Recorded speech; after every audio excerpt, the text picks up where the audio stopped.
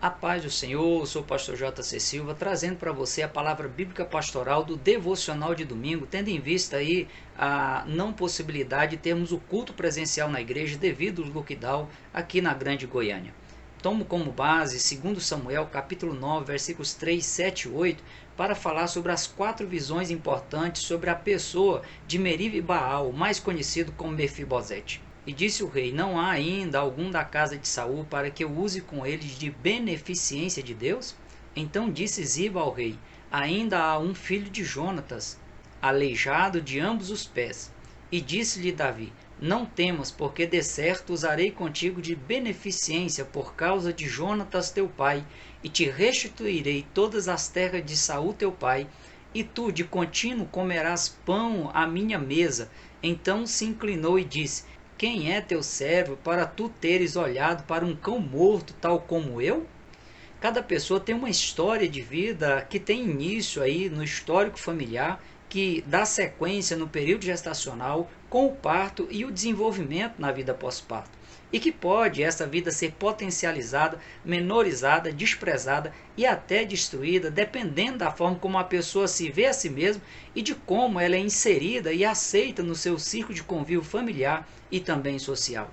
A história de vida de Meribaal, mais conhecido como Mefibosete, é o pano de fundo perfeito para que cada pessoa reveja a sua própria história de vida marcada por percas, por frustrações, por traições, por circunstâncias adversas e por situações de extremas aflições. Eu vou utilizar o nome Meribaal para me referir a Mefibosete, já que é dessa forma que ele deve ser visto e não como Mefibosete. Preste bastante atenção, pois você vai se ver nessa história. Jonatas, cujo nome significa dádiva de Deus, filho do rei Saul, chefe do exército de Israel e um bravo guerreiro, era o pai de Meribaal e sucessor natural do rei Saul no trono de Israel. Quando a esposa de Jonatas se engravidou e deu à luz ao menino, Jonatas logo lhe deu o nome de Meribaal, pois Jonatas o via como um lutador do Senhor, que é o significado do nome Meribaal. Na época, acreditava-se que a pessoa ela carregava no seu nome as suas principais características. Daí a importância de os pais escolherem nomes para os seus filhos que revelassem o que eles esperavam estar aí impregnado no caráter da criança. Jonatas se abdicou do trono por reconhecer que Deus havia ungido a Davi para ser o sucessor do seu pai, do rei Saul, e fez aliança com Davi sob o juramento de Davi que preservaria a família de Jonatas quando ele se tornasse rei de Israel. O próprio rei Saul reconheceu que Davi reinaria em seu lugar e também o fez jurar que não mataria os seus descendentes quando ele tivesse acesso ao trono de Israel, algo que era comum na época. Quando um rei que não fosse da linhagem real assumia o trono, ele eliminava todos os descendentes do rei anterior. Na última grande guerra de Israel, liderada pelo rei Saul e por Jonatas, que era o chefe do exército de Israel, o exército dos filisteus derrotou o exército de Israel no Monte Gilboa, matou 3 dos filhos de Saul e Saul se suicidou. Na sequência dos acontecimentos, fugindo dos assassinos que queriam matar todos os descendentes de Saul, a ama que cuidava de Meribaal, ela correu com ele na tentativa de evitar que ele fosse morto por ser da linhagem real de Saul, e na fuga com Meribaal houve um acidente e ele caiu e ficou aleijado dos 2 pés. Mesmo assim, a ama cuidadora de Meribaal, ela conseguiu efetivar a fuga e levou a criança para a cidade de Lodebar, que significa terra deserta, terra árida e sem pastagens, lugar de esquecimento.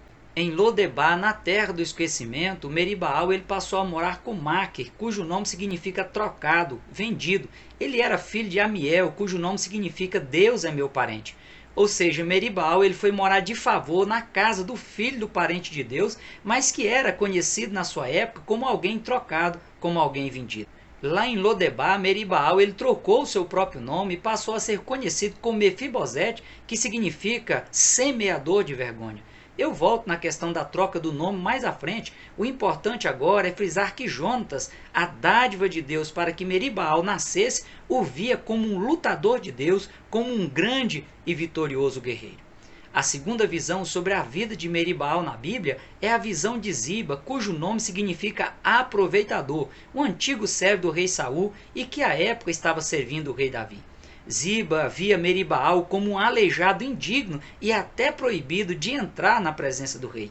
Quando Davi chamou Ziba e lhe perguntou se havia algum filho de Jonatas para ser honrado por ele, Ziba logo respondeu: ainda há um filho de Jonatas aleijado de ambos os pés. Ziba não se referiu ao nome dado por Jonatas ao seu filho, pois ele sabia que o forte significado do nome chamaria a atenção de Davi e o valorizaria. E quando perguntado aonde o filho de Jonatas morava, Ziba ele fez questão de frisar: eis que está na casa de Maquir, filho de Amiel, em Lodebar. Em outras palavras, Ziba estava dizendo ao rei Davi: o único filho de Jonatas, ele mora de favor na casa de Maquir, que apesar de ser filho de um homem que considerado parente de Deus, filho de Amiel, ainda é considerado um trocado, um vendido na terra do esquecimento. É como se Ziba dissesse: esquece ele, Davi, não compensa ir atrás dele. Ele vai ser um peso, uma vergonha para o soberano, e o senhor sabe que é proibido um aleijado querer entrar na presença do rei. Tempos depois, Ziba tentou de forma injusta impor a Meribaal a fama de traidor do rei, como que dizendo a Davi: eu bem que avisei ao senhor que ele seria um problema, que ele era indigno de estar na sua presença. A terceira visão sobre a vida de Meribaal na Bíblia é a visão que ele tinha a respeito de si mesmo. Ele se via como um cão morto. Apesar de, ao chegar na presença do rei Davi e ao ser perguntado se de fato ele era o filho de Jonatas, Meribaal ter respondido: eis aqui teu servo, numa aparente demonstração de humildade, na verdade era apenas uma declaração de sua baixa autoestima, pois ao ser informado por Davi de que Davi usaria de beneficência com ele por amor de Jonatas, seu pai, e que lhe restituiria todas as terras de Saul, seu avô, e que de contínuo ele comeria na mesa do rei, então Meribaal se inclinou e disse: quem é teu servo para tu teres olhado para um cão morto tal como eu? Meribaal, também conhecido como Mefibosete, ele estava com a sua autoestima detonada, tendo em vista a sua deficiência física, suas impossibilidades humanas e a forma como ele tinha reprogramado o seu psicológico no tempo que ele morou em Lodebar, na terra do esquecimento. Morar de favor na casa de Mark tinha condicionado a sua mente a acreditar de que ele nunca teria nada na vida, nem mesmo um teto para morar, que seria semelhante a um cachorro que, se morresse, seria jogado em qualquer lugar. A assistência social que ele recebeu para sua manutenção em Lodebar, na terra do esquecimento, só agravou seu quadro psicológico e espiritual. Aquilo era uma forma de tortura psicológica, já que era como que se dissessem para ele: você não vai conseguir nada sozinho, você não vai sobreviver sozinho, você nunca terá autonomia na sua vida.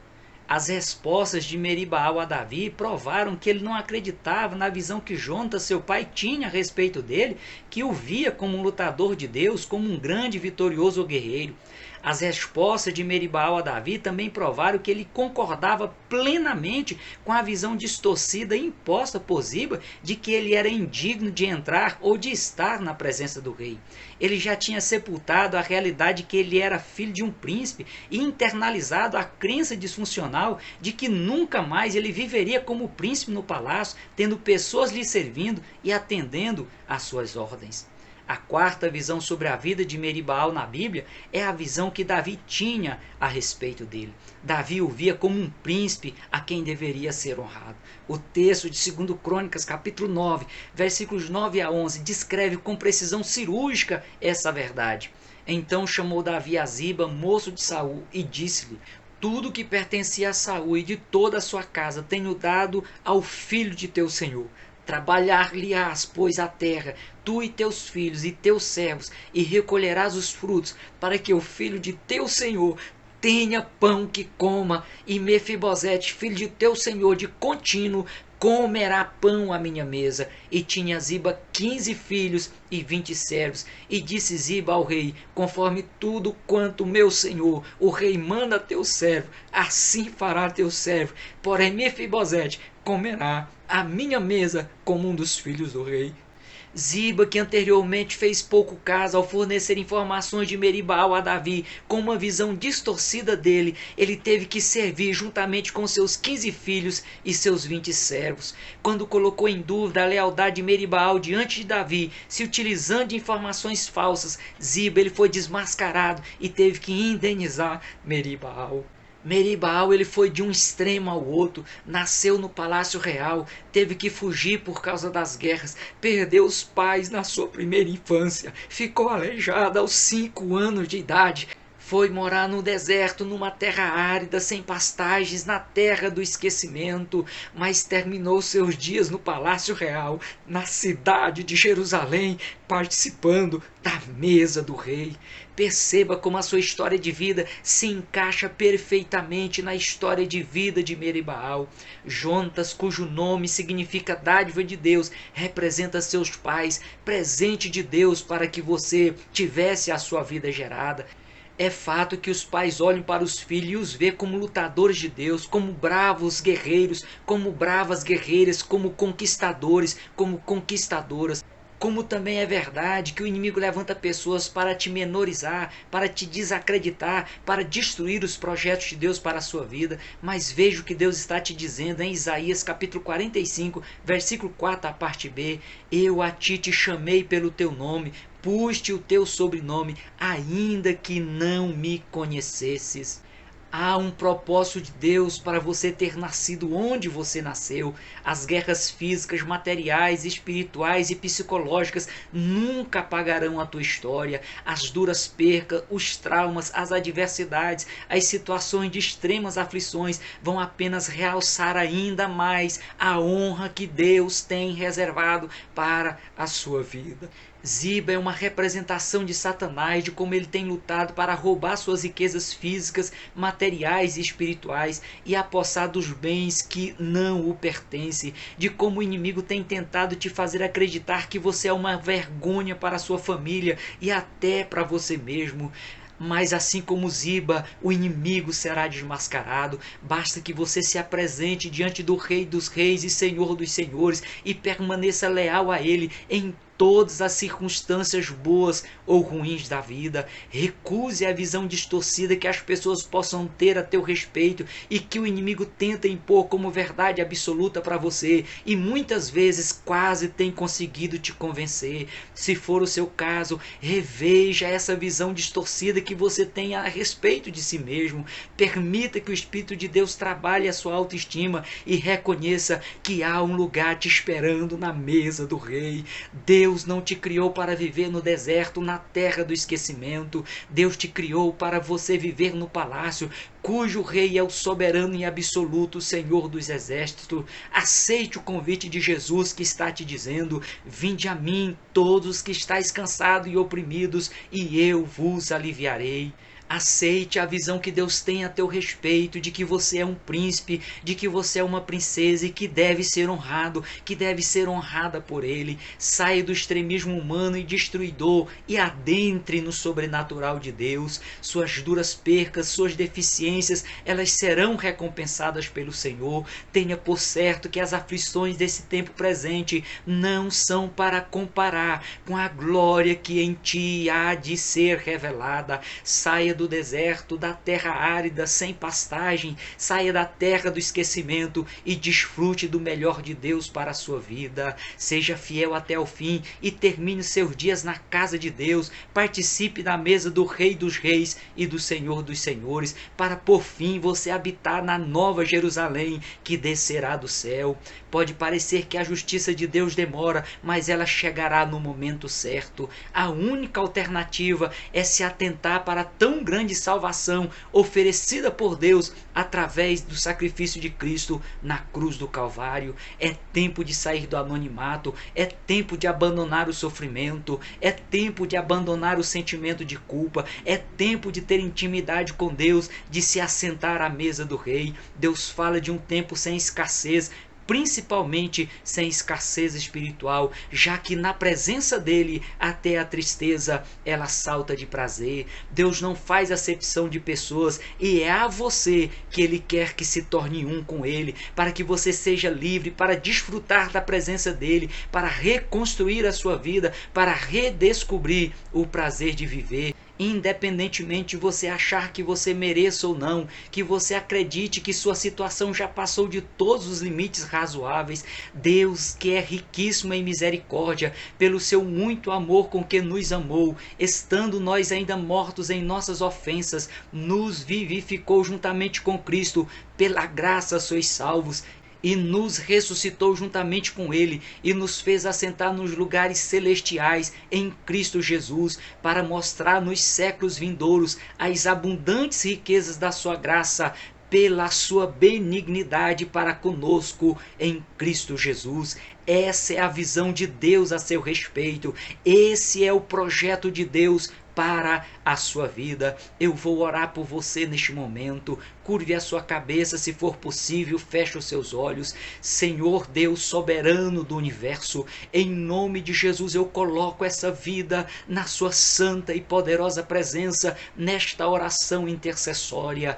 Tenha misericórdia dessa vida, perdoa os seus pecados, elimina os sentimentos de culpa e ajude essa pessoa a se perdoar. Desfaça os projetos malignos contra ela e contra a sua família. Destrua as amarras do inimigo e liberta essa vida agora, em nome de Jesus. Espírito Santo de Deus, ajude essa pessoa a buscar refúgio em ti. Reveste com poder e autoridade, dê estabilidade nas vidas espirituais, física e material. Fortalece, anima, reavive a alegria da tua salvação. Promova conforto nesse coração aflito, limpando e habitando nele. Em nome de Jesus eu oro, em nome de Jesus eu abençoo essa vida, em nome de Jesus. Fique firme na dependência de Deus. Deus te criou para o sucesso. Ele não perderia tempo fazendo ninguém. O melhor de Deus para a sua vida ainda está por vir. Que a paz do nosso Senhor e Salvador Jesus Cristo, que o amor de Deus nosso Pai, que a comunhão e a consolação do Espírito Santo de Deus seja sobre a sua vida, seja sobre a sua família, seja sobre a nação brasileira e sobre a Igreja do Senhor na terra. Prossiga na paz do Senhor.